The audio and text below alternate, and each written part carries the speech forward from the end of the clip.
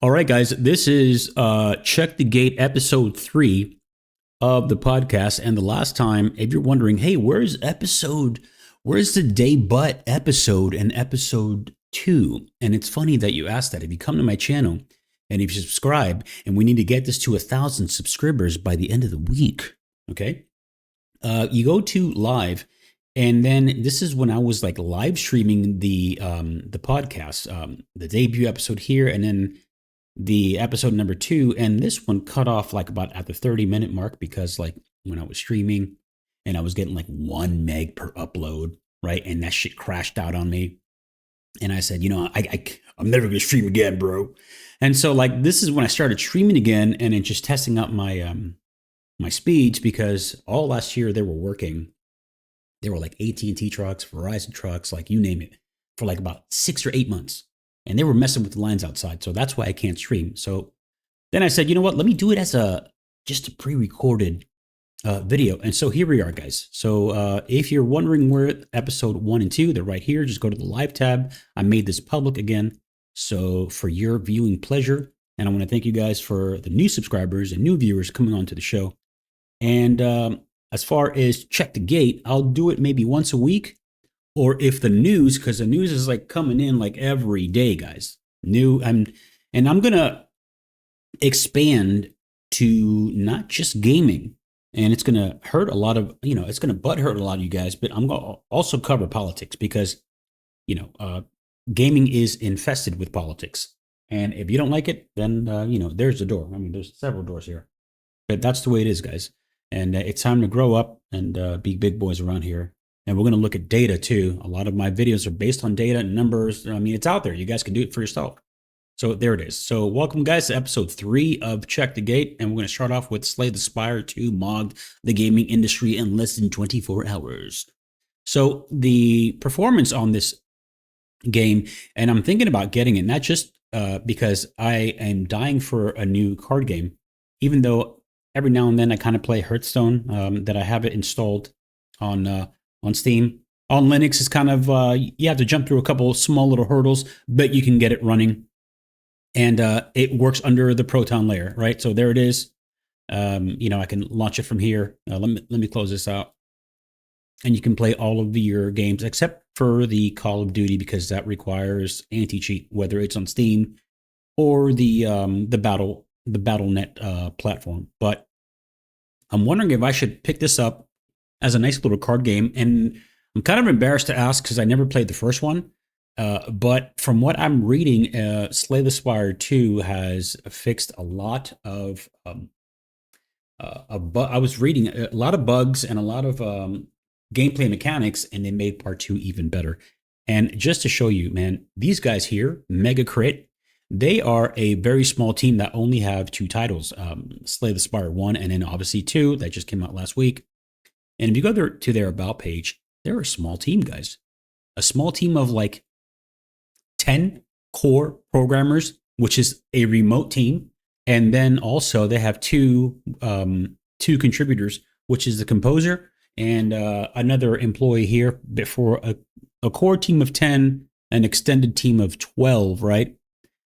They're doing great, guys. And if you go, I didn't know this until like a couple of weeks ago. When you go on Steam charts and you go on whatever title that you're talking about here, right, that you're looking up, if you scroll down, these are owner estimates.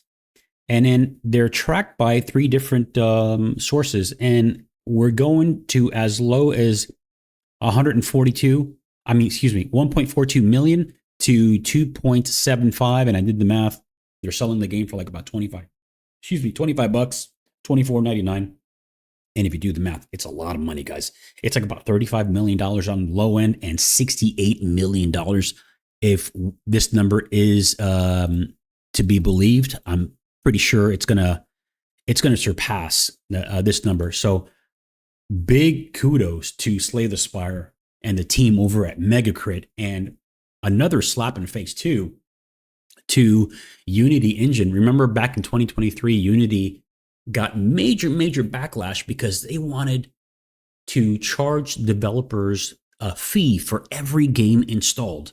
And so there was a huge pushback from not only from the developers themselves, but also from the fans of the developers that produced and developed games that people loved, right? And so, you had very small indie dev teams are they were saying, "Hey guys, we're going to have to postpone or cancel our current project because of this new thing that Unity Engine is doing, and we're not going to be able to afford to even develop this game because if they want to charge us a fee for every game downloaded and installed retroactively, it's going to put us in the poorhouse."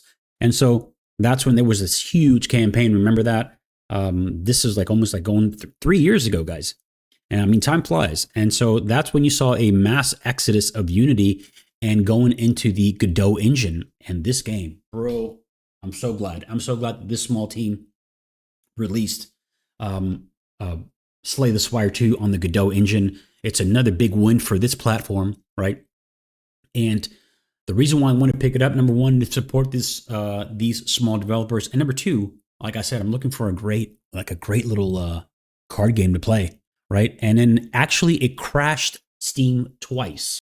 Believe it or not, Slay the Spire 2 is absolutely slaying. The roguelike deck builder released in early access on Windows PC on Thursday is having one of the biggest launches in 2026. Not only did it temporarily crash Steam, but it peaked at more than 400 concurrent players. Now, this is when this article was published, it was kind of old news because if you look at the numbers now, it peaked yesterday at 574, more than 500,000 guys. More than my beloved Dota, believe it or not. I think for like about half an hour, it was at the number 2 spot. Number 1 was obviously CS2, and number 2 is always Dota. And I'm like, holy shit, these guys are doing phenomenal, and I'm so happy for them. And then it crashed Steam, as Kotaku reported, and as of this writing, it's about 300,000 concurrent players on SteamDB. It peaked at 430. I mean, they're setting records every hour on the hour, right? And so while Steam concurrence horse race, wait, hold on. Let me see this. While the Steam concurrence horse race is a limited and myopic way to view interesting games, it's clear we're in the middle of a roguelike renaissance. And so Hades 2, also Mugenics, so you're seeing like a lot of games. And so this has me thinking, you're seeing a lot of indie games, a lot of small games, a lot of small team-led games. This has me thinking, everybody has their opinion about the Steam machine and the Steam Deck. The Steam Deck is actually, let me delete that, right? Because it's on a thing of its own. It's handheld. But when we're talking about the new Steam machine that's releasing, and they confirmed that they're going to be releasing this year, right? When you look at a company like Valve, and they also actually broke a record, and I'm going to cover that as the last story today. They have so much data coming in. They have so many back-end analytics that they can look at and theorize, and then game theory and fucking create these new ways of doing business and use all that data, right, that they're collecting. You have no choice because every time you log into Steam, they're recording everything. They're collecting everything, right? It's funny how people don't complain about that, but it is what it is. And so I believe that the fact that Valve is private, that they are able to take risks and take these chances in developing a new / computer, which they failed, by the way, the first time that they released the Steam machines. It was too diluted. It was too fragmented, too many manufacturers doing their own thing, and it flopped big time. It was a big black eye for Valve. But now that we're in 2026 and we are months away, literally months away, we're already in March, guys, from releasing the Steam machine, I'm beginning to think that they're not so wrong in their hardware decisions.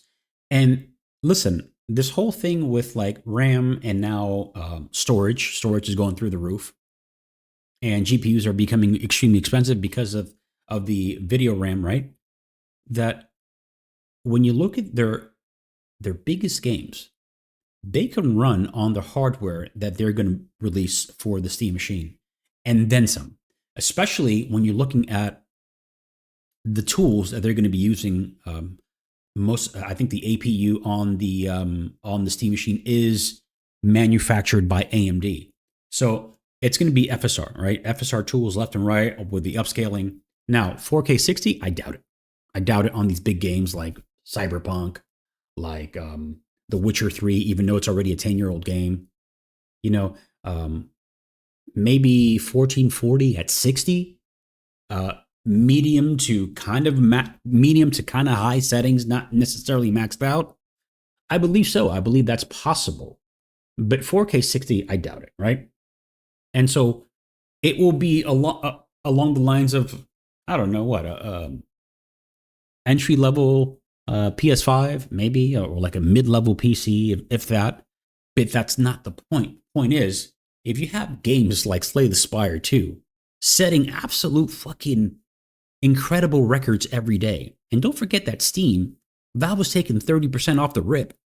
So if you go back to these stats, out of the 1.42 million sold, or maybe 2.75 on the high end, they're taking 30% cut off of that, right? So remember, I said what, 35, 30, almost 36 million on the low end, 68 million on the high end. 30% of that is fucking huge, bro, right? So that's where I think that Valve is going. They're going with the philosophy of death by 1,000 cuts. Because I think it was the 3060 is still, and speaking of the 3060, I'll cover that too, is still like the most used GPU on, according to Steam charts, and that data that you can view by yourself.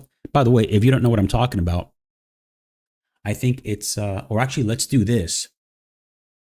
Let's go like this, right? Maybe we can do, actually, no. We're already here. We're already here, guys. So you go to charts, and you go all the way down to Steam hardware and survey settings. And it is, I believe, PC processor, video card usage, more info here, boom. And the highest, I believe, it's not set by the highest. Look, here we go. Well, this is a huge chunk, but you have a 4060 with a 4.37%. 4.72 is a 3060, guys. So this actually should be by in order of, from top to, from high to low. But the 3060, guys, is still at 4.72%. And so you have to question yourself and ask yourself, is Valve doing the right thing? I think they are, because there's a lot of people who are still playing on laptops, man. And a lot of those 3060s are actually mobile. And a lot of people are playing on laptops. A lot of people can't afford, think about this. They can't afford the RAM, the GPUs. They don't have the space. They don't have the money. They can't afford all the components, or they don't know how. So it all comes down to, I think, the pricing of the Steam charts of the Steam machine. And so that's how games like this. I'm not going to say that the future is indie. I'm just saying that when you look at the highest games sold, it's games like this, guys. And another big title that released last week, you guys already know, Marathon released on Thursday, and already there are tons of publications and review sites and gaming sites that will not publish their Marathon reviews, is because Bungie has released a please and thank you. It's not 100% set in stone, but they released a please and thank you of embargo and gameplay guidelines. Marathon launches worldwide 10 p.m. PST on March 5th. You guys already know. There is no embargo on any coverage, impressions, live streams, VODs, or assets. You can publish content as you play the game. However, we ask you, please hold your full review and impressions until you can play Cryo Archive, Marathon's pinnacle endgame zone and experience, which will be unlocked in the second half of March. To be clear, this isn't a mandate, but a request and suggestion. Okay? And so they released incomplete game, pretty much. So because if guys, let's be honest, what is it? 40 games, 40 games, $40 for this game. All right, I mean, it's coming from a big studio, a once beloved studio, no longer. And when I say that, I really mean that, because the Bungie that you and I know and love comes, with a set of titles from Halo Combat Evolved all the way to Halo Reach, and after that, they left Microsoft. 343 took over, and that's when Halo just went to the shits. Okay, and it's no longer the game that that we all know and love. So like when you see something like High Guard, and they're like from the makers of Apex Legends and Titanfall, you expect a certain kind of caliber. I'm not saying that it wasn't there. I'm just saying that punchline, that delivery, that marketing tool that people use now, right? To say from the makers of, from the studio that brought you, right? It no longer works, right? These people are no longer there, because you guys already saw the shit stain that Halo has become. And so Bungie is no longer there. The core founders and developers of Halo, they're no longer there, right? And that's just my personal opinion. You don't take that how you will. But this whole embargo thing, remember, it's not a mandate, but it's kind of embarrassing, bro. That you're Bungie, you should be so like confident in your product, because if you truly are the makers of Halo, right, you don't give a shit, bro. Either that, or you have the power in the industry, right? Don't forget, you were bought out by Sony for $3.6 billion, and Sony will never make their money back on this investment. And they already admitted that it took them 300 developers, personnel to work on this game. And the budget is in and around almost $300 million, but anywhere from like $250 to $300 million. So they're nowhere near that kind of money. And the same goes for Marathon. So let's be fair, guys. They had a peak of 88,000 players. This is 4 days ago, actually on release day, on launch day. And, they're kind of maintaining on the 24-hour peak. But what you're seeing here now is lower highs and lower lows. So that's it for this game. I mean, this is going to be peak for a long time, if not probably until the end of March, when they're asking, because they asked you, hey guys, at the end of March, there's going to be the Cryo Archive Marathon's Pinnacle Endgame Zone. So we might see a boost in players then, right? But if you scroll down, these are their total sales, from anywhere from 300 on PC only, guys. Okay. This is not gauging the PlayStation platform. I believe it's multi-plat, so it's also on the Xbox platform. And most of those dudes, actually, I don't know if that's on Game Pass. That's actually a good question. If you guys can fill that in the comment section. I don't follow consoles that much. PlayStation Plus, Game Pass, I don't follow any of that. But when you look at these numbers here, guys, and $40 a pop, let's do the math, right? $392 on the low end, $664 on the high end. Let's give them the benefit of the doubt, right? And let's say $664, right? 664,000 copies times $40. You're talking $26.5 million. So even on the high end is nowhere near close to what Slay the Spire 2 has sold on the low end at $38 million, right? And so $392, right? Hold on, $392, 100,000 times $40. So it's 15.6 mil on the low end. So they have a while to go. I mean, they have ways to go. They would have to sell, several people already made tons of videos on this, anywhere from 10 to 11 million copies in order for them to make their money back. Let's say the budget was 250 to 300 million. Do the math, right? What is it? So 10 million would be $400 million. So in and around what, 9 million? 8.5 to be safe, just to make their money back. And if you look at that, let's say they actually sold 10 million, or they'll they're on their way to sell 10 million at $40 a pop. And who knows, by the time they even reach that number, if Sony will say, you know what, make the game free to play. Because that's what happened with Destiny 2, by the way. There was I remember because I didn't buy this. I bought Destiny 1, and then they became free to play when they changed their entire business model, right? And so we're at a point where if these numbers don't add up for Marathon, I believe that Sony is going to do one of two things. They're going to say, look, these numbers aren't coming in because everybody loves to say, oh, we don't need high player numbers. It's all about a small community. That's fucking bullshit, guys. Because if you spent 250 mil on your product, right, and you need to make that money back, you need as many players as possible. Especially, you're asking your players to pay $40 a pop just to come in and play. And then you are banking on those players, on the low end 392, high end 664 on PC only, to spend extra monies on skins, on battle passes, so on and so forth. So if already they're getting a lot of slack for their battle passes, the way it's structured, the way it's monetized, I mean, it's an absolute fucking disaster on Reddit. I don't even want to go there, but they're getting raked across the coals on X as well. But it's okay. If you guys are enjoying the game, that's fine. 71,000 players is nothing to scoff at, right? But when you're looking at the pattern of lower highs and lower lows, this game is nowhere near, especially with the caliber of Bungie, nowhere near it where it needs to be in order to have long-term success.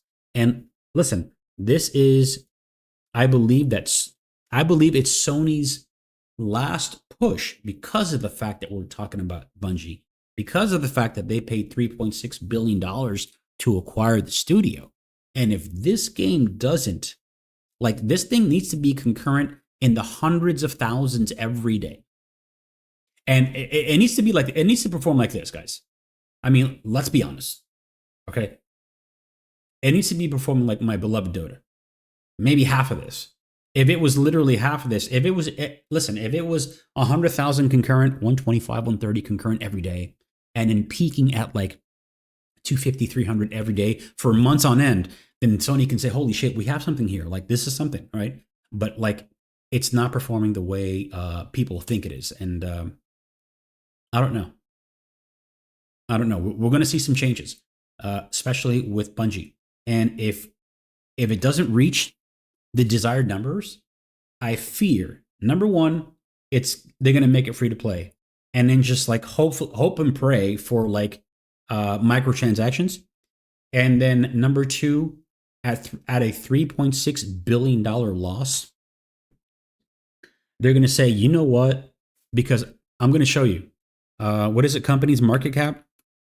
I cover this, guys. I cover this every single time, right? And then Sony is nowhere near as big as you think they are. And fortunately and unfortunately, they dropped from 152 last week to 155. And they used to be at, I think, 133, 135 bill market cap. Now they're down to 128. You know, they're seeing some fluctuation in their stock price, okay? Their biggest nut is gaming. It's over 30% of what the company is, of their total earnings for the company, right? So Sony is extremely vulnerable right now. They're nowhere near in the top 100, in the top 50.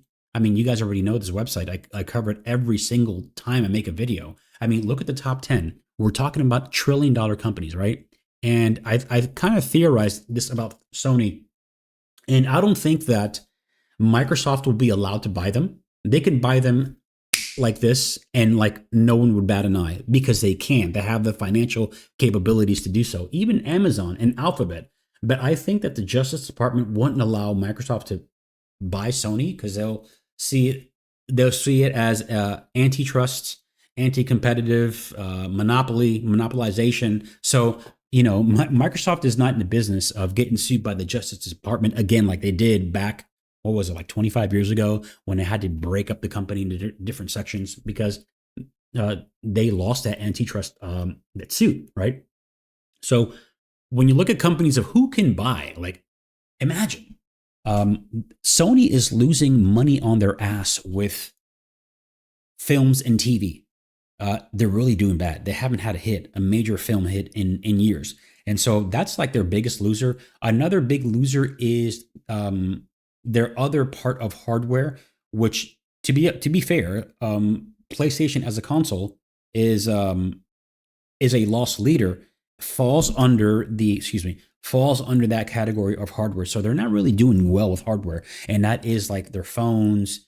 They stopped making laptops years ago. Remember that the Sony Vaio? They no longer make that. It wasn't viable. They weren't making money. It was a money pit. Their TVs aren't doing that well. I think their cameras and lenses, they are structured in the company in a different category, but it still falls under hardware. They're not doing that great. So Sony, the PlayStation platform and PlayStation Plus, their digital storefront, is their biggest nut. And like I said, at $28 billion, bro, we're seeing what happened here with like Paramount buying Warner Brothers. And money talks, fucking bullshit walks. And like any of these big companies can come in here and buy Sony. Look how vulnerable they are, dude. And I think that Japanese pride and corporate Japanese arrogance, they would probably refuse to sell it to an American company, or the Chinese can come in. And could you imagine like Tencent coming in, buying them up, right? So that's why this whole thing with like the PC games, our exclusive games are going to be held only for our console only, and we're stepping away from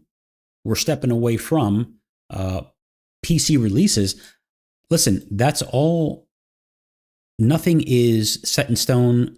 Sony didn't confirm nor deny, but they didn't come forward and say, look, this is not true.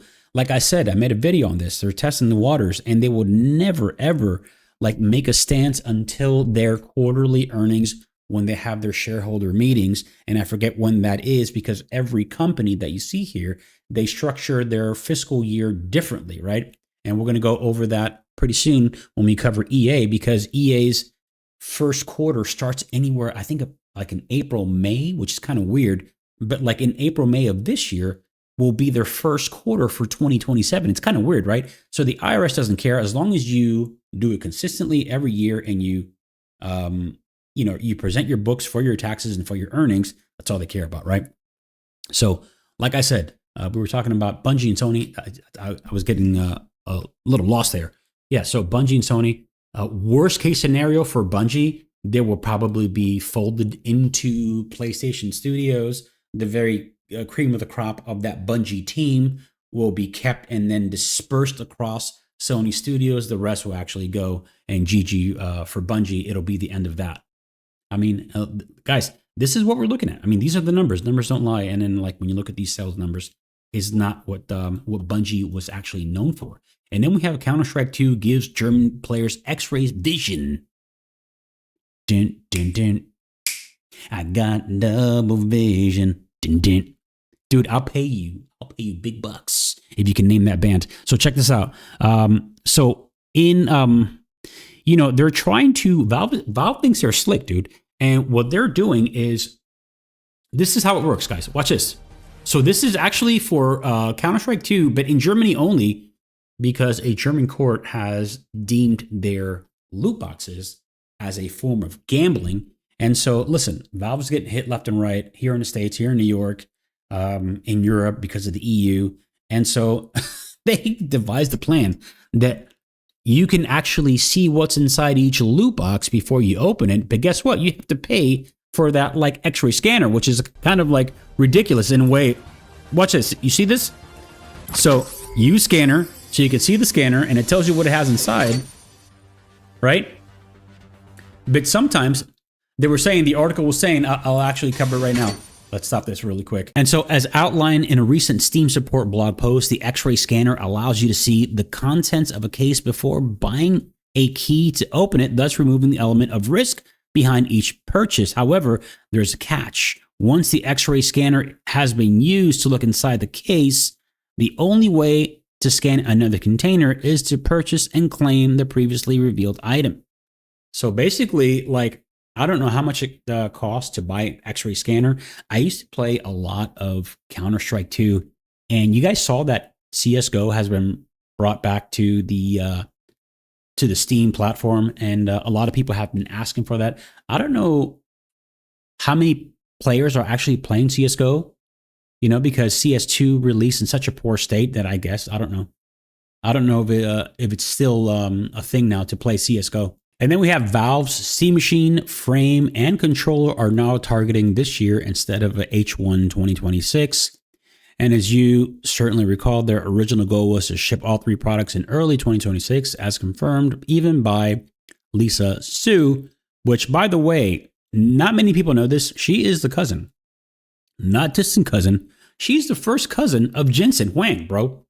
Huang Huang, if I'm pronouncing his last name right, the CEO of NVIDIA. Dudes, they're first cousins. So while you and me are fighting with Team Red and Team Green, and my shit's better than yours, and my shit's better than yours, they're fucking laughing all the way to the bank, dude. They are cousins. They are knee deep in money, right? They're both in AI. Even though a report last week came out talking about how like now NVIDIA controls 90% of the GPU market. But we're going to cover a story really quick on like China is moving in on that game. Now remember, China doesn't have to sell here. They don't need to sell here. I don't even know, if they're allowed to sell in the United States as far as their GPUs. I don't know anything about that yet. All they have to do is sell in China to filling that gap for what NVIDIA has been. NVIDIA got removed from China. So like, remember Jensen Huang was like crying all last year about like towards the end of last year, like, oh, well, we're down to 0%, coverage. Our product, NVIDIA products, is 0 in China. We went from, and they actually did go from like 85% of the GPU market in China down to 0 because of these tariffs, because of these like, this administration banning NVIDIA from like selling in China, so on and so forth. So it's a big mess. It's all going to get worked out. But not anytime soon, because we're at war, bro. And we're not doing that great, to be honest with you, right? And so, however, shortly after that statement, Valve told consumers that it was forced to delay the timeline because of the ongoing memory and storage crisis and was now targeting the first half of 2026. So let me see. Here's all the specs for the Steam Machine you guys already know. I mean, look, up to 4K 4K 60. Oh, that's DisplayPort 1.4 and HDMI. Okay, we're talking about the displays. I thought they were talking about the capabilities of what it's capable of. I don't think, like I said, I don't think it's going to be able to pump out 4K 60. But guys, look, 16 gigs of DDR5, right? Plus 8 gigs of DDR6 VRAM. Oh, that's right. I wonder if that's going to be modular, if you're going to be able to, did they make a statement on that? If you guys can up your VRAM, can you? I don't know about that. I think the 8 gigs is baked in because it's part of the APU with the CPU, right? And I think that you can, if I'm not mistaken, upgrade your RAM because it's completely separate. It's a completely separate part of the machine. It looks great though. I will not be buying one, but I am very much looking forward to the Steam controller because actually, let me go get the original, which I never used, by the way. I'll be right back. All right. So let's it's a little dusty. Here it is. Look, I never used this ever. I bought it and I never used it. Right, and actually, you should try it because like it feels good in the hand, but I was never a big fan of the capacitive touch. And even though you have on the Steam Machine here, on the let's open image in new tab. Can we actually go higher or no? Yeah. I don't think I'll be using those. Maybe in the in the menu system, when you hit pause and stuff like that. But when you look at the when you look at the evolution of the Steam controller, guys, this is never used, ever used. And I believe this, I don't know if this was battery operated or because you have, look, oh shit, look how old this is. It's micro, I don't think you guys can pick that up, but it's micro USB, right? Kind of like, actually, no, look at this. It is battery operated. Look, oh shit. Even the, oh snap, look at this. The batteries, look how old the batteries are. Look, they leaked. They leaked in the case. Holy shit. I'm telling you guys, I never use this. Look, it's still in the plastic. It's still in the plastic. Much like the micro USB on the, believe it or not, I'm still using this. The DualSense 3 from the PS3, right? And then the mother of all controllers, the best controller released ever in the history of video games, ladies and gentlemen. In the history of video games, I don't care what you say, and it's a little dusty, excuse the dust. The original Xbox 360 controller. I'll actually die on this fucking hill, guys. This is by far the best controller ever used. I'm still on wired technology. My desk is a fucking mess. Holy shit. Right? And so you have this, you have that. And then when it comes to that Steam controller, I'm really looking forward. Let me see if I can put it if I can put it side by side. Actually, no. Like this, look, ready? What am I doing? Ready? And they actually marketed this as playing Dota 2. I'm like, how the hell are you going to be playing Dota 2 with a controller? I mean, let's have the fucking cap, guys. And you have the rear. I mean, I never use this. You have 1, 2, 3, 4, 5, 6, 7, 8, 9, 10, and then the capacitive. Guys, I'm sorry, but I can't play like this. So I bought it, I guess, for the novelty. I'll actually try it. I mean, I should try it.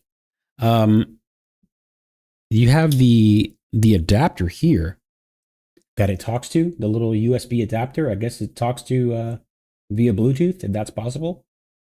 Some dongle, right? So that's about the only thing that I'm really looking forward to when it comes to Steam hardware. I do want to get a Steam Deck, but now I'm thinking, and the Steam Deck, and by the way, when you go on their website, it's all sold out, by the way. They removed all the purchase now. It's all grayed out, all the purchase now buttons. Yeah, let me put this, where should I put this? Right? Let's go back to normal. So that's that. And then you have Chet Faliszek. Faliszek, excuse me if I'm butchering his name. This guy, Chet, wrote some of my favorite games. I own all of these games, guys. And if you're a hardcore PC gamer, look, there's styrofoam all over my fucking desk, bro. Holy shit, I'm gonna have to vacuum again. Damn. Holy shit. And actually, oh shit, that's not styrofoam. That's actually the leak of the battery. Oh snap. I'm gonna have to clean that up. That's actually really bad. So going back to this, Chet Faliszek, he wrote a lot of my favorite games, bro. And I own every game released by Valve, guys. Almost all of you guys do, because every Steam sale, when you go to the the Valve pack that they sell for like pennies on the fucking dollar, guys, right? Half-Life 2, Episode 1, he wrote Portal, Half-Life 2, Episode 2, Team Fortress 2, Left 4 Dead 1 and 2, Portal 2, Counter-Strike Global Offensive, and then he released his own game. He left Valve, started his own company, and released, I mean, bless his heart, bro. There's like no one in game. And this is his game. It's called Anacrusis. And even IGN gave him like a 4, and they called it a poor game, right? It was like this. Game in here and in today. Can you stop, bro, please? I see your face right now. And so Chet Faliszek is having an epic crash out right now, and is on this campaign against gamers, bro. And I don't think he really means what he says, because he's kind of like throwing words into our mouths. No one here said that we hate developers. No one, like, bro, like, no one. Like, imagine if I got on here, my channel would be shut down. Not by the powers that be, but by like, everybody would call me out on it. Everybody would call any YouTuber out on it. Nobody hates developers. And this is the problem, is that they're confusing hate with constructive criticism.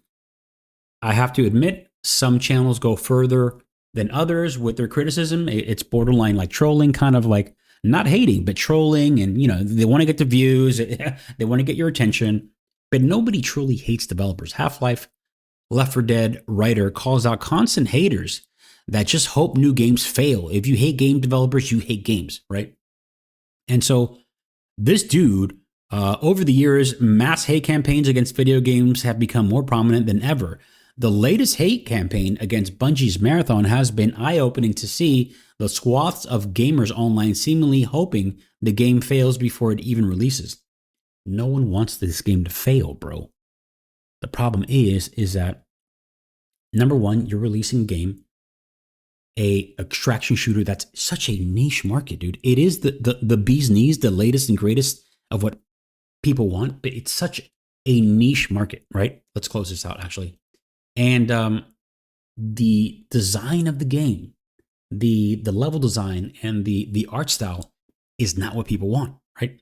It's very polarizing. It's like the Tesla. I call it a monster truck because it looks like a fucking godforsaken monster. The Tesla truck, the Cybertruck, looks hideous, right? And I'm sorry, this game looks hideous, dude. It's not attractive, all right? Following a number of videos regarding Wildlight Entertainment's iGuard, which is shutting down on March 12th.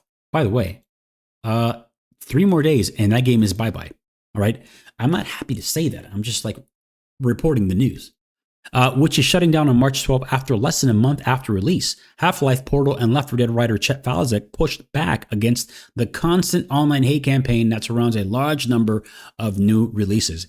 And guys, you have to see this video. Like, he's going out. Like, it's like he's spending his time. It's a TikTok video. I don't know why. Hey, just so you know, this gets a block now. I unblocked a bunch of people or closed the. So let's read this. Excuse the grammar. I'm going to try my best to read this.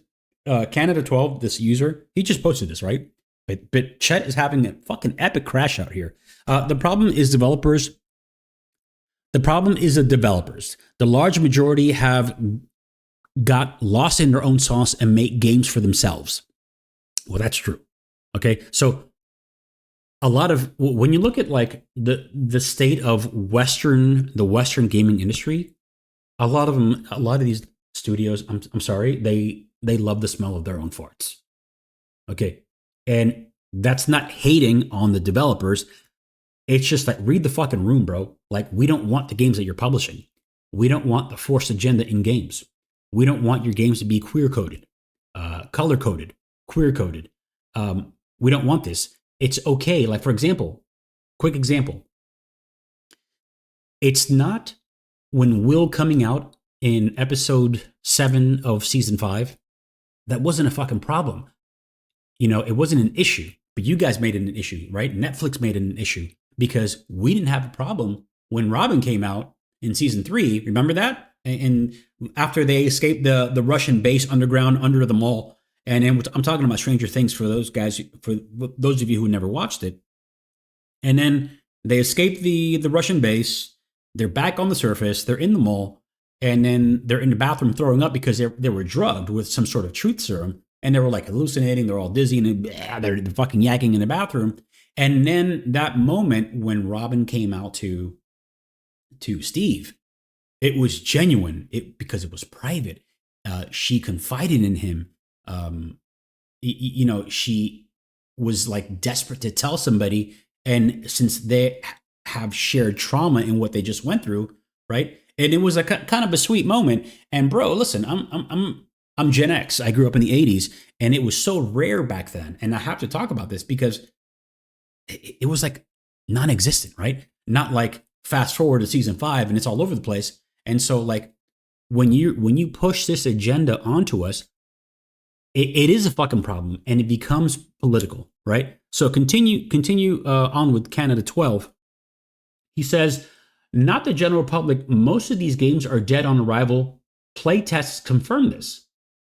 And that's true because he's referring to Marathon. And then we had a couple of playtests before before they postponed the first time. Remember that? But they think that they know more than the consumers, or B, they can pay streamers to peddle the game and create a bandwagon effect. Case in point, Marathon. Period. Another game that is going to flop, but every streamer is sitting there playing, telling the chat not to be negative because they are being paid to play, but no one wants to consume it. So we're going to watch this and we're going to actually go over an example of what Canada 12 was talking about. Counts, I guess. Just like a block this person. I'm done with this. This just simply isn't true, right? This is the idea that, oh, you... And remember, it's kind of surprising to see Chet talk like this because he is a writer of a lot of games, bro. And he's a big voice in the gaming industry. And much like, is it David Jaffe, a creator of Twisted Metal and the first God of War? Like, guys, you made such fucking cool games. I don't want to hear your mouth about like fucking what you think about us. You guys need us, bro, and we need you to still make great games. And unfortunately, fortunately for us who've been there, and unfortunately for you guys today, people like Chet and people like David Jaffe come from an era where those motherfuckers were based, dude. They were making base games, dude, non-agenda driven games. Like they were making things like they were really catering to the crowd. And so these guys are much older now, obviously. And so there's a younger generation of developers who are chasing the now failed and now dimming ESG dollars. Those dollars are no longer there, right? So what we're seeing with Highguard and with Marathon, I believe, is the last wave of these ESG/DEI games. And like, you notice how they're trickling in really fast, but also meaning one after the other in a very short amount of time. But also it's less and less when you compare it to the year before and the year before that, right? And so I think that, the worst is over and the best is yet to come with newer games. And people are starting to get the fucking message, dude. We don't want these woke-ass games. And it's not me being conservative or right-leaning. I don't give a fuck about that gay shit either, right? Because they're both... I'm not going to say that. Wait, hold on. I was just going to say something, but that's definitely fucking deplatform material right there, dude. Because you guys know who runs the show, okay? So let's continue on with this. Hold on. Love games, you just hate game developers. Certain people have been really promoting this as the vibe. Certain movements have been really promoting this as a vibe. It's like, if you hate game developers, you hate games, okay? No one said that. No one said that we hate game developers. I'm going to be really clear. If you're cheering on for things to fail, if you think game developers have no idea about games and only you, little Canada 12, I guess that's your age or your IQ, knows the truth, man, just keep it to yourself. I don't want to hear it anymore. I'm just going to block you. I'm going to delete your comment. I only call this out just to be really clear, because people get really mad when I block them. Oh my God, they come at me on other platforms. I block everybody. I don't care. But you don't love games. If you hate game developers this much to post something like this, there is no hate. There is no hate here, bro. And the later half of his comment actually makes a lot of sense, because we're going to go over that right now. You think that little of the people who make the thing that you say you love? You don't love it. You hate it. So go get lost. Though, Canada, sorry about that whole... Hey. Bro, Chet, bro, you're having a fucking crash out, dog. Like, for real, bro. And then he, in a separate video, Faliszek also pushed back against claims that developers only make games that suits want them to make, using Highguard as an example. Well, bro, it's the suits. It's the publishers who are pushing the agenda. How sick are we of comments like this? Let me boost comments. The developers talked about why they made what they made with HighGuard. You can choose to not like it or not. That's fine. You can say it's a bad version of what they were doing. Fine. But they were trying to do something different. They were trying to combine a couple of things in a different way and make a different kind of game. There's a bunch of issues with it. For sure. It was a rough go. I would have done this kind of thing in a beta, a long beta, and drawn it out. What did we say? He's right about that. For once, we agree. Remember, I said, yo, HighGuard. And by the way, remember, it debuted as a trailer at the end of the Game Awards 2025. And there are people spreading this information, this rumor that, oh, it's because Jeff Keighley loved it so much that they gave him a free pass. No. Tencent, which actually funded, I forget the name of the studio, the people behind HighGuard, they paid $1 million for that fucking spot, guys. And that was a 1 minute, I believe, a 1 minute trailer. Every trailer spot on the Game Awards was $1 million.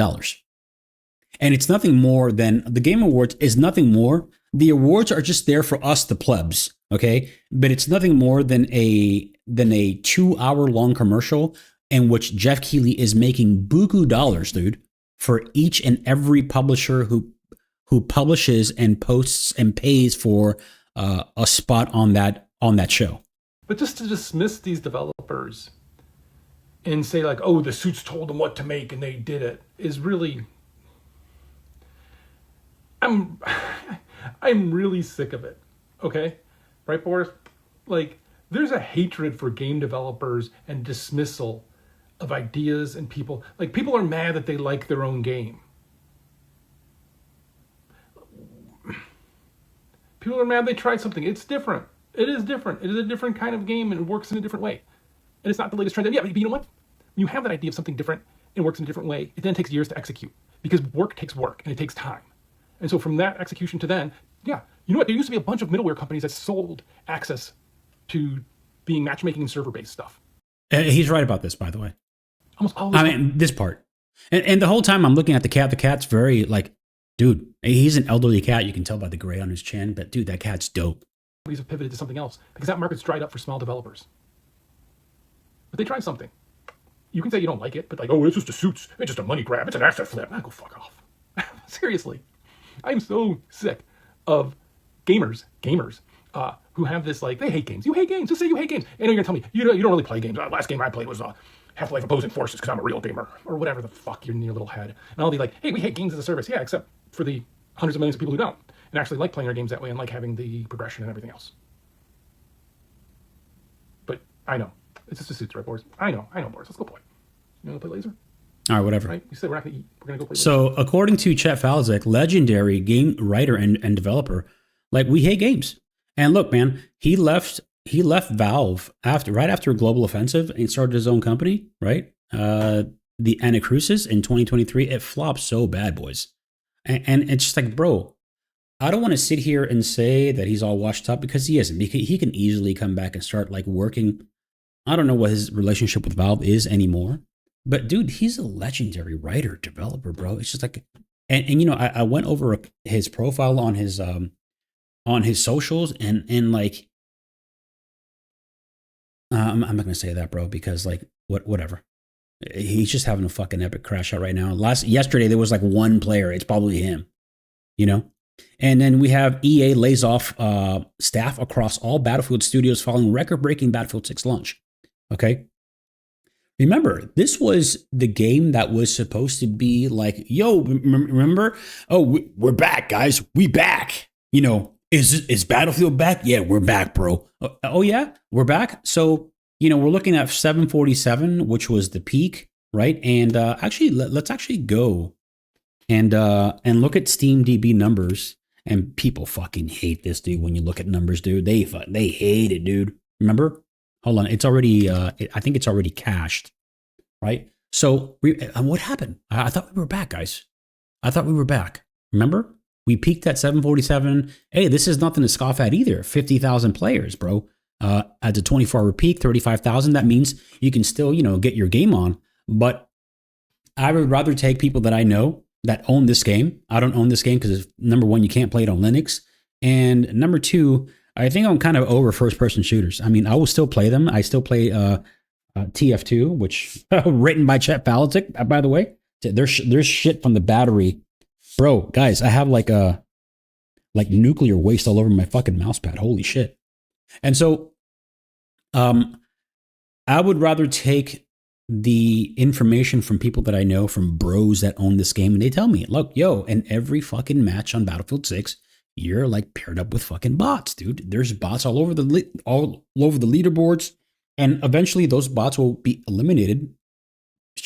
Will be replaced by real players as a system, and the matchmaking system is looking for other players in your region, in your so and so, whatever. Well, when you actually, no, I don't think that's a thing on Battlefield 6, but it is a thing on Dota 2. You can actually select which server you want to be on, whether you want to be on the Pacific or NA or South America servers or even Asia servers, but the ping is so bad. So that's why you stick to, NA, right? North American servers. So the game is infested with bots, not hackers, but bots to fill up the game. And so when you look at something like this, when you look at these headlines, like, actually, let's go over the article. EA has laid off an unknown number of individuals across its Battlefield teams, including workers at, guys, get this, Criterion, DICE, Ripple Effect, and Motive Studios. Individuals are being informed that the layoffs are taking place as part of a realignment across the Battlefield studios as the team continues its ongoing live service support for Battlefield 6. Right. And it also talks about how, where are they? Talk about how they're being bought out by, right here. Yes, these layoffs come just months after the unexpected death. Oh, man. Yo, rest in peace, dog. Vince Ampella, right? That offends you, go fuck yourself. Of the Battlefield franchise in an accident. Remember that? I don't know if that video that is being circled, you guys saw that video shortly after his death of some people that were in a little mini car meet on the edge of a cliff where there was like ample parking for cars, right? And then out of nowhere, someone pulled out their phone because they heard like huge loud exhaust and like, oh shit, and then wanted to videotape that, and out comes this Ferrari and fucking, oh my God, bro, it just crashes onto the cliffside. And then they like ran towards the car and pulled the body out, and no one has confirmed. And I don't think anybody has confirmed that was him, but like the location, the time of death, the car, and then I guess the body, the video was heavily pixelated. So you couldn't really, I mean, no one's going to, go up to a body and fucking film his face. I mean, worse things have happened, right? But like, dude, I mean, the whole time I'm watching it, I'm saying to myself, God, I hope that's not Vince. Oh my God, because I don't like to see people dying. I've seen it happen a couple times in front of my face, right? I've seen my late wife, but she passed away peacefully, right? But I'm talking about like violent death. I've seen that a couple times, and bro, you can never get it out of your face. You can never get it out of your head, and you're always thinking about that, of how fragile we are as human beings, right? Let me get back to this, bro. There's also, they also come as EA is preparing to be acquired by an investor group composed of Saudi Arabia's public investment fund, Silver Lake, and Affinity Partners. I believe Affinity Partners is Jared Kushner, which is the president's son-in-law, right? And for approximately $55 billion. However, the acquisition has not yet closed. It's expected to close in the first quarter of 2027 financial year, or April, May, and June of this year. So this is something that I mentioned before. And people are thinking, wow, it's not going to close until the first quarter of 2027. And we, as non-investor, well, you as a non-investor, you think, oh shit, well, first quarter of 2027 is usually January, February, March. But it also depends on how each company is structured when their corporate fiscal year, their cycle for the corporate fiscal year. In the case of EA, right? And it could change once they get bought out, because they will be going private, if I'm not mistaken. But according to the current modern day EA, today's EA, their first quarter of 2027 is in April, which is next month, right? And so it can close within the next couple of months. And once it closes, they're going to go private, guys. And so what they're doing, I believe, is that they're actually trimming the fat and they're looking at their entire portfolio. Don't forget that EA has a huge sports portfolio. And I think they're going to capitalize on that. And that's going to be the forefront, believe it or not. That's going to be the actual forefront of their portfolio, their highlight, the titles that really, really make them money. Because Battlefield really doesn't make EA money. They might make a lot of money off the bat, because it is a $60, $70 game. And, I'm not sure how much money Battlefield has made over the years, not only with DLC, but with microtransactions, right? What was that Star Wars game that they got fucking blasted a couple years ago with their microtransactions? And it was like with their loot boxes, it was horrible. It was so bad. It was so bad that they had to reverse what they were doing. And so, listen, God bless Vince Zampella and his family, right? When it comes to that, right? But when it comes to this, guys, you guys should have seen this coming, bro. And what is it? Dragon Age: The Veilguard? Is that EA as well? They were all like pissed off and complaining on their own little echo chamber of fucking Blue Sky. By the way, the CEO of Blue Sky, she actually stepped down today. And so that's that. But the developers for Dragon Age: The Veilguard, oh my God, this is the end of us. We're going to get sold. We're going to get shut down. Oh my God. Well, hey, listen, the Saudis are very anti what you are. And so, money talks, bullshit walks, and the Saudi have the biggest nut in that say, especially now that they're going private. They're gonna push FIFA down your fucking throats. And by the way, EA makes a lot more money in those mobile games. And so it's gonna be interesting. Listen, I hate to see people lose their jobs, right? But this is part of the cycle of life, guys. And to go back to what I was saying about EA, this is actually real, guys. And so EA DICE are paying content creators thousands upon thousands of dollars to playtest and advertise Battlefield 6. Creators who went to the Battlefield 6 Next event, for example, got paid a minimum of $10,000 to attend. And they actually paid Tim the Tapman $300,000, bro. And so remember that comment by Canada12 that Chet Faliszek was having a fucking epic crash out over? He was referring to the burnt peanut or whatever. It turns out some reports are coming out that Bungie paid the burnt peanut $250,000 to stream that fucking game. And so now we're starting to become very comfortable in witnessing and seeing a trend here. And that trend is with every major game release, all you got to do, okay, is go to Twitch, go to browse, make sure it's from high to low. And whenever you see a major game, like a major game that just came out today or tomorrow, or fucking playtest, server slam, whatever the fuck you want to call it, right? You go here. Please disregard the people in this list, because we're talking about Grand Theft Auto. Actually, I'm glad I picked Grand Theft Auto, right? And fucking shout out for Summit. Summit has been playing this game for fucking 15 years almost. Holy shit, right? But whenever you see popular game, insert here, and then you see from left to right, high to low, of all the big ass fucking streamers, they're all paid. And they all have to tell you that they're being paid, because in the hashtags, you'll see ad, right? Which means that they're getting paid to stream this fucking game. And it's becoming now like second nature. So when you see that, and you're one of these guys that want to get an honest opinion, dude, don't watch streamers, because they're paid to stream. They're paid to tell you that the game is good. In the case of, alleged reported, but we already see that EA had paid Tim the Tapman hundreds of thousands of dollars, because he also appeared in the commercial, to be honest, right? To be frank, and you can see the commercial, right? And you can see it actually in their YouTube channel when you go to their, I forget what it was called, but it was like their stinger, their spot that they were airing all over the socials on TV. I don't watch TV, but he's in that commercial, right? And so you have to take everything with a grain of salt. And even games that people like, for example, games that people like and games that turned out to be successful in the case of Arc Raiders. A lot of those guys are actually paid to stream and tell you, yeah, this game's awesome, guys. You know what I'm saying? Hey, thanks for the stream. Thanks for the super chat. Thanks for this. Thanks for that, right? But they're so fucking happy because they're working. Guys, everybody's out here getting the bag, bro.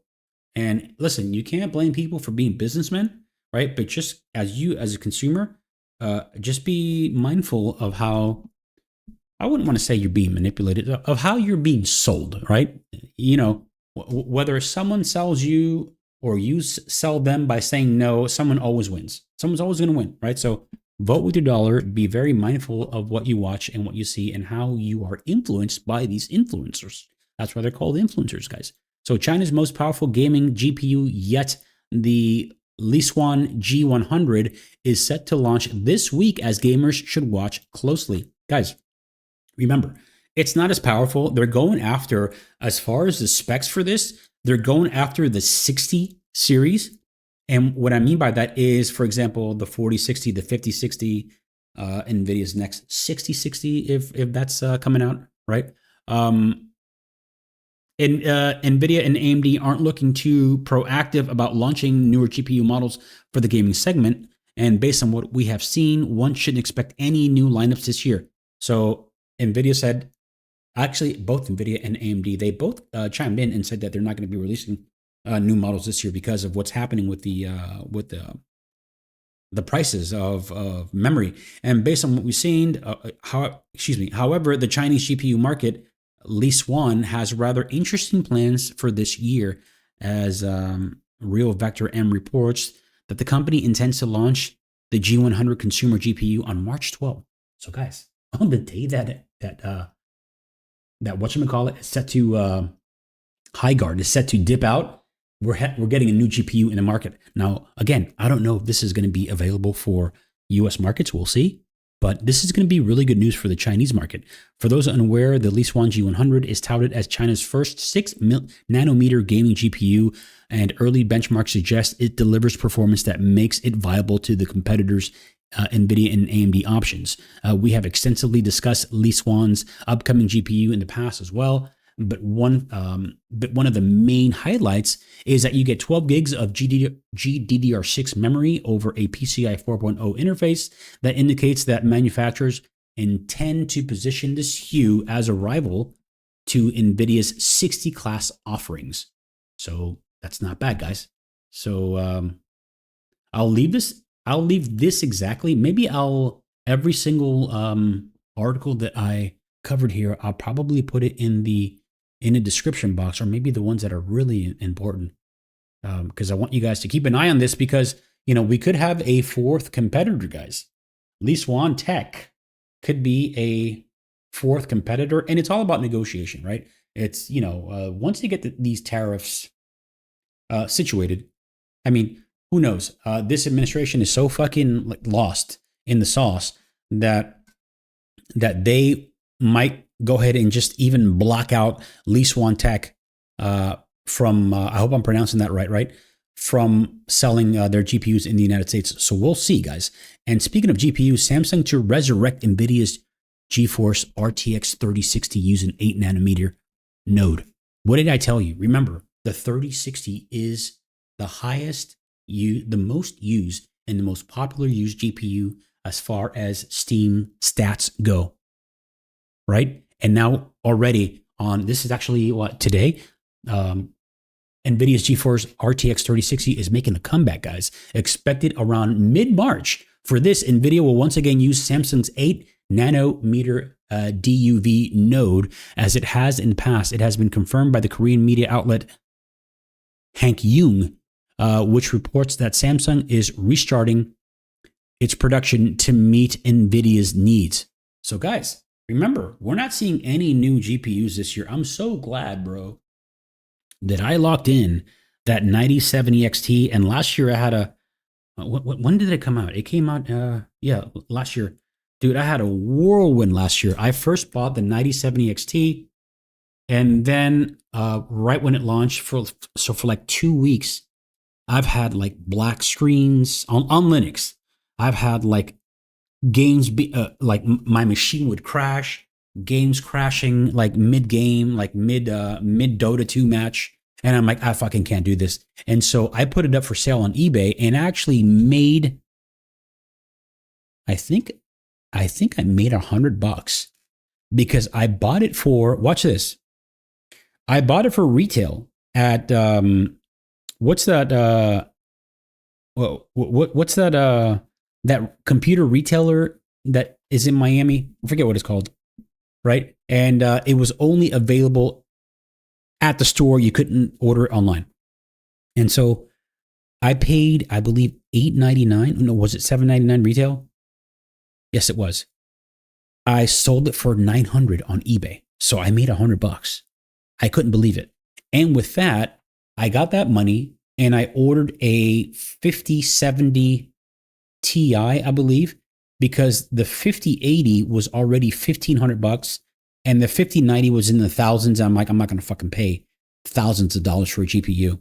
So I bought the 5070 Ti for like about, embarrassing to admit this, but it was retailing for almost like $1,000.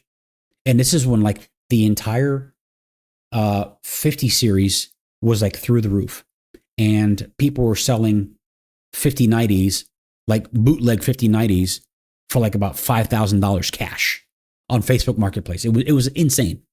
So I bought that and then I got it. And the reason why I sold the 9070 XT, the first one, was because when it comes to Linux, since the card was so new that the Mesa drivers weren't even up to date yet, because the card just came out, so you had to be patient. And I'm like, dude, I can't be patient with this because I have to make videos, I have to, play games, I have to do my shit, content create, all this, and this, that, and the third. And so it wasn't working. And so I sold it, made money, bought the 5070, and the drivers were absolute fucking dog shit, bro. Oh my God. Because these cards just came out. You have to understand, they just came out. And I'm like, for like a month, I was going back and forth. And I'm like, you know what? I've had it. I put the 5070 Ti up for sale and I made money again, dude. I sold that thing for $1,300. That thing sold for $1,300 and I paid $1,000 for it. And so with that, I said, you know what? I'm going to go back to the 9070 XT because the servers are, the drivers are actually really good. I've been reading reports how everybody was happy with it, depending on the manufacturer, right? And so I went back to, what the hell is the name of that? Micro Center. I went back to is it Micro Center? Is it, boys? Is it? Yeah, it is Micro Center.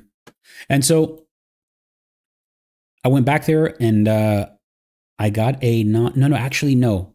Wait a minute. I'm forgetting. No. You know what? I didn't buy it on Micro Center. I bought the first one on Micro Center. I bought the second one on, what did I buy it on? On Newegg. The 5070 Ti on Newegg. I sold that on eBay for $1,300, made money back. And with that, I was waiting until the monies came back to my credit card. And once it cleared, I bought the another 9070 XT. Which one did I buy? The XFX. Hold on, let me go get it. Hold on, I'll be right back. All right, guys, here it is.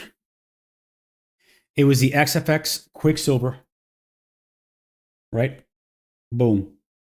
And it's so dope. It's got this, let me see. All it does, it lights up. It lights up the, this right here, just the XFX logo in just white. No RGB, no nothing. This thing is a freaking beast of a machine, dude. It's great. And the drivers are just perfect, bro. And never again did I have a problem with the drivers, with the crashing. Every now and then, whenever there's a new Mesa driver, you kind of have to, with my experience, I would like wait before updating the Mesa drivers because all it takes is a couple days, weeks tops, for like all the bugs to be ironed out. And whenever there's also a kernel update and upgrade, on the Linux kernel, all these things have to talk to each other, right? And that's why you'll always see shortly after a kernel update a new Mesa driver, right, to coincide with all the hardware that is released. But like so far, everything's just great. Valve says that Steam users download 100 exabytes of games, guys, in 2025, and are averaging 274 petabytes of installs and updates every day. To put that into perspective, guys, watch this. Look how huge an exabyte is. All right? Watch this.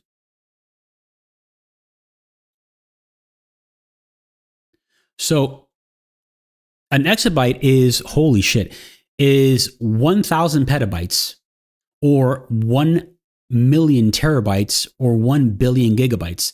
It's about 250 million 4K movies, about 500 billion pages of standard text, and 100,000 years of HD video. Think about that. Large tech companies like Google, Amazon, and Meta operate data centers that store multiple exabytes of data, right?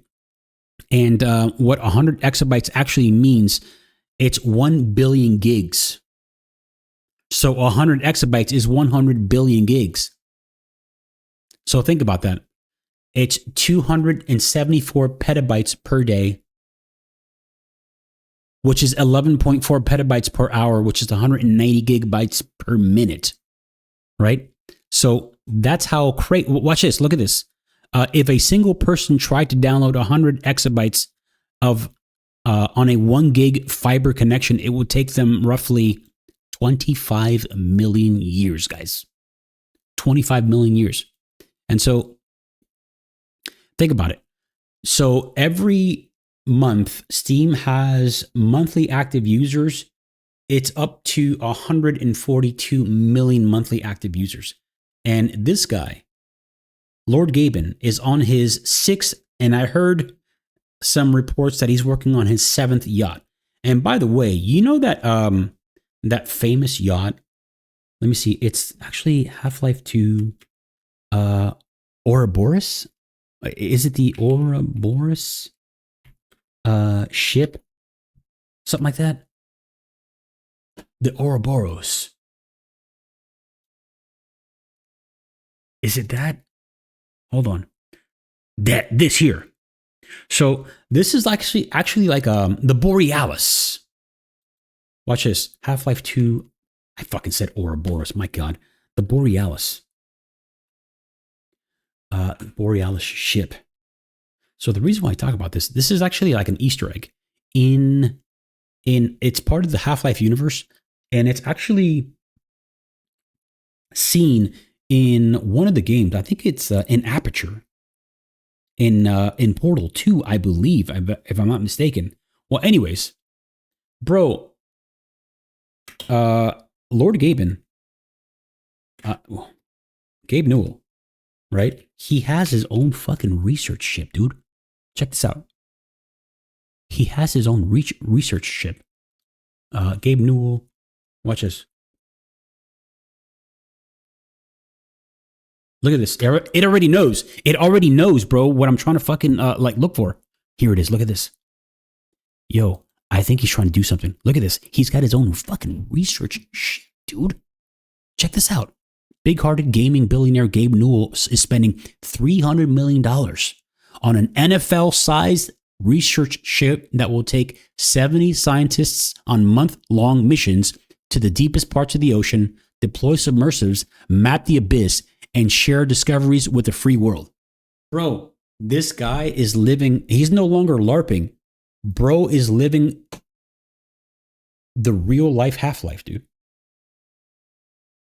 Guys, and with that, I leave you. I thank you. Let's get 100,000 subscribers by next week. Let's see where we at. Watch this. Bam, bam, bam. We're at 882. Let's get it to like about 100,000 by the end of the month. Can we do that, guys? Guys, I'm joking around. I'm fucking around. Make sure you rate, comment, subscribe, leave comments. This has been episode 3 of Check the Gate. I'm your host, Check the Gate. Completely self-absorbed. No, I just didn't know what to fucking name it. I didn't want to name it. Remember Spawn Tribe Podcast? Remember that shit back in the day on a different channel? And I'm like, you know what? Let's fucking check the gate. Just here it is. I mean, it is what it is, guys. It's going to be check, actually worded out, spelled out. Check the gate. Episode 3, guys, in the bag.